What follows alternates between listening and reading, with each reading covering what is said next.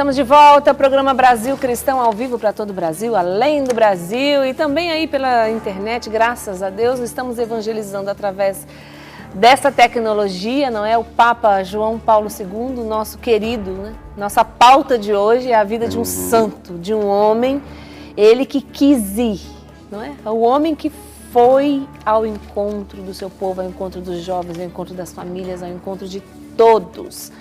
E esse homem, padre, tem certos assuntos que marcaram a vida de Papa João Paulo II, como a revolução sexual versus a teologia do corpo, que ele foi lá e defendeu, o marxismo na igreja, a agenda globalista, ele já falava de uma nova ordem mundial, sim, o Papa João Paulo II, e o comunismo principalmente. Então, vamos dar uma entrada nesses assuntos na palavra de João Paulo II? Eu acho que vale a pena a gente lançar o panorama, né? Vamos lá, nós estamos, o padre já falou, ele passou todo o drama da Segunda Guerra Mundial, ele passou o drama todo da ocupação comunista, né? Que, diga-se de passagem, a cortina de ferro só vai cair em 89, graças à ação de João Paulo II. Exato. Né? Então, nós temos todo um período de Guerra Fria acontecendo. Durante o período, né, de guerra, Segunda Guerra Mundial, a escola de Frankfurt, que é a escola do neomarxismo, ela é fechada, mas todos os teóricos neomarxistas vão se espalhando pelo mundo.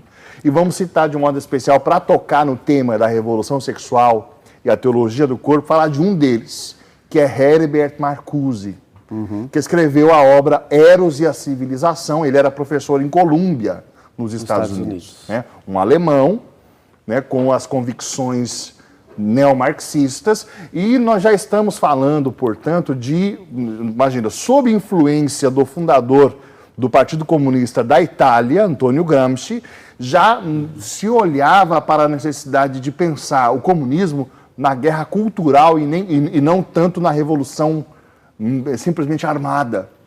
E cada um tem uma teoria, uma válvula de escape. Marcuse é do grupo que começou a olhar para a juventude. Essa força pode ser usada para uma revolução. E dentro da juventude, um dos principais dramas, a sexualidade. Então, aquela sociedade americana cristã, ela é oprimida, né? Os valores cristãos oprimem. Então, por que existe tanto espírito bélico nos americanos? Porque eles são reprimidos sexualmente. Aí vem Eros e a Civilização, aí vem todo um movimento que na década de 60 explode com os festivais, Woodstock, por aí vai. Movimento hippie. Movimento hippie. Na Europa, nós temos João Paulo II dando aula para jovens e começa a falar, né, Padre Douglas, a respeito da teologia do corpo. Vamos falar um pouquinho sobre isso, Sim. Padre? Olha, todo o pontificado de João Paulo II recebe o tom inicial, assim, toda a orquestra, quando vai começar a tocar, existe o Spala, que geralmente é um violinista, que dá o tom, a afinação. Então, quando o pontificado de um Papa vai iniciar, todos aguardam qual será a sua primeira publicação, porque a sua primeira publicação, ela vai dar o tom do seu pontificado. Se nós tivermos que definir o pontificado de João Paulo II num termo teológico, eu vou assim colocar, né, numa expressão única, eu diria antropologia cristã. Perfeito. Né? Ele publica em 79 a Redentor Hominis, né? Ou seja, o Redentor do Homem. Ele percebe que o que está por trás de todas essas grandes revoluções danosas, né? Essas revoluções venenosas, aquelas que ele enfrentou, comunismo, nazismo, agora a revolução sexual, agora o próprio socialismo revisto nas suas metodologias, como o Fernando colocou, tanto por Antônio Gramsci na Itália e pela escola de Frankfurt, com Marcuse, Habermas, Horkheimer, vários outros autores, né? O que está por trás de tudo isso? A ideia de homem, a ideia de ser humano. Se eu acredito que um ser humano é isso, então, a partir desta ideia, eu começo a confeccionar estilos de vida. De Entende? sociedade, de relação. Estilo de como a sociedade deve ser, como a política deve ser, como a psique deve funcionar, e até a religião. Da ideia de ser humano que se tem, vai brotar tudo aquilo que se pretende propor para a vida humana. Exato. Então, isso é muito importante. Então, São João Paulo II começa por aí, né? Dizer o que é o ser humano. Né? Uma das coisas que ele enfrenta, né, que está por trás desse marxismo que vai para a cultura, não mais para o campo de batalha, né, mas vai para a cultura, no marxismo cultural, contra o qual São João Paulo II vai combater, é justamente o fato de que essas ideologias, né, marxismo, né, o socialismo, o comunismo, enfim, eles partem do princípio de que o ser humano é uma matéria informe. Então, nós somos um ser material, isso Marx pega lá de Hegel, um filósofo anterior a ele, e uma matéria que vai se moldando pelas circunstâncias ao redor, principalmente circunstâncias socioeconômicas. Então, o ser humano não é em si mesmo, ele será o que as circunstâncias fizerem dele. Então, nós podemos, inclusive, modelar o ser humano se nós mudarmos o estilo de vida da sociedade, se nós mudarmos a cultura, se nós mudarmos o valor, o ser humano será outro. Isso não é verdade. Deus criou o ser humano e o ser humano ele não é um vir a ser, é um princípio filosófico. Exato. Né? Um mero produto do meio. Ele não é um produto do meio. Existem elementos, né, naturais, fundamentais do ser humano. Nós temos uma natureza fixa, vamos assim colocar. Nós somos naturalmente corpo, alma e espírito, nós somos naturalmente inclinados à transcendência, nós somos naturalmente sedentos de Deus, nós somos naturalmente inclinados por um código interior à moralidade. Então, por mais inclinados concupiscentemente que sejamos, nós sofremos com essa concupiscência e buscamos uma lei, uma ordem. Isso está no ser humano. Nos acusamos. Não? Sim, nos arrependemos, aprendemos com as experiências para não repeti-las. Ou seja, aqui está a grande diferença entre essas ideologias que vão reverberar na política, na sexualidade, no modo de formar a sociedade, e a antropologia cristã. Sim. Nós não somos aquilo que as circunstâncias determinam. Não, as circunstâncias é que se tornam aquilo que nós fizermos dela. E João Paulo II tinha uma clareza dessa. Muito, muito clara. Então, primeiro ele começa a engendrar a sua teologia do corpo, que entre os jovens é o que mais chama a atenção. O nosso corpo, ele não é um instrumento do informe, né? Ou seja, nós fazemos dele aquilo que desejarmos. Ele não é uma fonte de prazer, pura e simplesmente.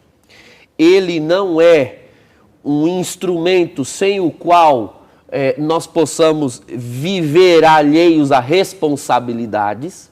Sim. Então, o conceito de liberdade, reivindico de responsabilidade, ele vai demonstrar isso na sua teologia do corpo, porque era o que se pretendia com a revolução sexual. Então, seja livre do ponto de vista erótico, do ponto de vista da hedoné, né, da busca do prazer, e isso te fará feliz. Como se o prazer fosse uma fonte em si mesmo de felicidade. Exato. E esse prazer que está no corpo, né, que está colocado por Deus para a atividade sexual, não exigisse responsabilidades anexas a ele. Padre, um adendo importante, que o senhor falou aqui da encíclica, né, Redemptor Hominis. João Paulo II, a antropologia dele nasce profundamente de Jesus. É o cristianismo. A base da teologia do corpo é a Santíssima Trindade. É o corpo como ícone da Trindade. Você olhar para um Deus que é pluralidade de pessoas e doação, né? Do Pai que amando o Filho, o Filho amando o Pai, o Espírito como amor, e aí você enxergar isso no corpo humano. Homem e mulher os criou um para o outro, né? Isso tudo, essa complementariedade entre homem e mulher, João Paulo II explora isso, né, na sua teologia. E aí ele vai dizer que Jesus Cristo revela o homem ao próprio homem. Essa é a antropologia dele, né? E ele é o redentor de todo homem. Do homem todo. E do homem todo.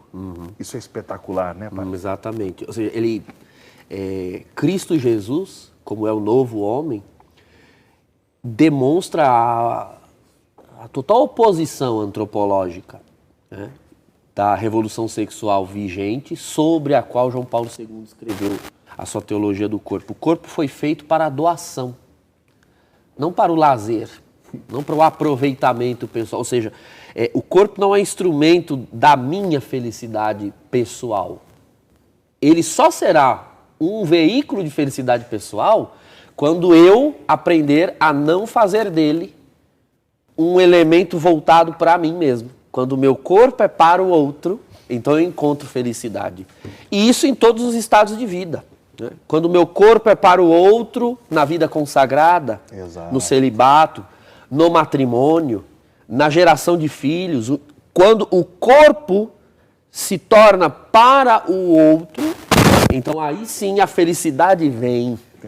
Aqui nós temos, olha como é a oposição, né, padre, entre a antropologia cristã e a antropologia que nasce desse marxismo cultural.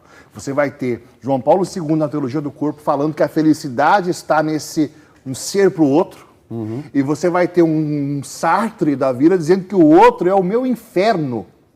Ele chega a afirmar isso na sua obra, como se distancia de fato uma coisa da outra. E a teologia do corpo vem como uma grande resposta. Ele dá, né, como líder de juventude, como padre, depois como bispo, ainda como cardeal, ele gostava de ir para as montanhas com os jovens, e ele ia dando essas catequeses, mas pela graça de Deus, ele como papa, ele, por anos, ele tomou as quartas-feiras e começou a dar de modo sistemático. Se eu não me recordo mal, eu acho que ele foi interrompido pelo atentado. Sim. Né? Foi tentado a bala na Praça de São Pedro. Agora, veja o que é interessante. Ele tenta refazer a estratégia do inimigo no próprio terreno do inimigo. Né? Quando que um comportamento do Cristo, né? Onde Cristo vence a morte? Na morte. Onde João Paulo II quer vencer a corrupção da juventude? Na juventude. Uma vez que a escola de Frankfurt, o neomarxismo, perceberam, a juventude é o período de formação de identidade do ser humano. Então nós precisamos inocular as nossas ideias ali. Pois bem, João Paulo II contra-ataca. É ali, na juventude, que nós devemos dar a vacina contra esses males. E a vacina é o Evangelho. É a única vacina. Eu queria perguntar, porque quando João Paulo II tem toda essa visão, não é, do ser humano, e aí ele vai para essa antropologia cristã, ele já vai como uma refutação desse marxismo que está chegando ali, certo? Exato. Mas o marxismo que ele começou a enfrentar lá naquela época, porque hoje nós conseguimos ver o marxismo, hoje nós conseguimos olhar e falar, isso é marxismo. É fácil identificar. Mas quando a coisa está chegando em forma ideológica, pela cultura, a gente... É difícil, né? Precisa de um tempo. É o mesmo. Como é que era naquela época? Eu não sei, na minha opinião, eu acho que era mais descarado. Era mais descarado? Porque você tinha uma Rússia de um lado, uma União Soviética de um lado e uma América do outro. É isso que eu ia dizer para a Drica. Mais descarado. Agora está mais perigoso. Sim. Não. Agora está mais camuflado. Né? Sim. A resposta que eu ia dar à sua pergunta discordando da sua premissa. Sim, a pergunta seria, qual era o marxismo que ele enfrentou lá naquela época? Quando você diz assim, não, hoje está escancarado, é mais fácil ver. Não, é o contrário. Talvez para mim seja... Sim, não, porque, então, você fez Você fez a pergunta baseada na sua experiência formativa. É verdade. Você, porque desenvolveu uma criticidade, né, com estudo, etc. Então, quem estuda, conhece a doutrina e também começa a se aplicar no conhecimento dessas ideologias, consegue identificá-la facilmente. Mas não é fácil, não. Hoje em dia, mais do que antes. Porque antes, o marxismo tinha rosto, tinha nomes, era um regime, era um partido. Hoje, não. Hoje ele está diluído em ideias, inclusive ideias revestidas de virtude. De piedade. De piedade até. De amor ao pobre. Sim, os pobres. Opa. Não, esse aqui é um partido, esse aqui sim é um grupo. Não, sim, esta pessoa aqui pensa no pobre, mas porque usa o pobre como um discurso retórico. E quando você vai analisar, quando você começa a desmontar o discurso, quando você começa a examinar as propostas, aí sim você descobre que o pobre é uma retórica. Sim. Mas se de fato a pessoa implantasse o que ela propõe como uma opção pelos pobres, seria a ruína dos pobres aqui. Exatamente. Então, aqui você me dá a ocasião, inclusive, para falar da grande, dando uma afunilada, né? São 27 anos de pontificado, mas para nós aqui no Brasil, nós aqui da América Latina, é um consenso de que a América Latina foi o continente mais visitado por João Paulo II. Dos 27 anos de pontificado. É um sinal isso. É um sinal. Ele veio muito, ele veio ao Brasil, ele foi ao México, ele foi a Nicarágua, Chile, Argentina. Enfim, a América Latina foi muito visitada. E os pontífices anteriores praticamente não tinham essa preocupação. Eu nem me recordo agora quem foi o primeiro pontífice a vir à América Latina. Acho que foi ele. Eu sei que Paulo VI Paulo VI veio, sim. Acho que foi Paulo VI o primeiro. Mas de onde veio essa preocupação, né, abrupta, do ponto de vista histórico, né, ou seja, repentina, os pontífices que não se preocupavam em fazer tantas visitas pastorais à América Latina, de repente você encontra um que quase se muda para cá. Exato. Ele visita tanto a América Latina que dá a impressão que a sede de Roma ia mudar para cá, para algum lugar. Qual era essa preocupação?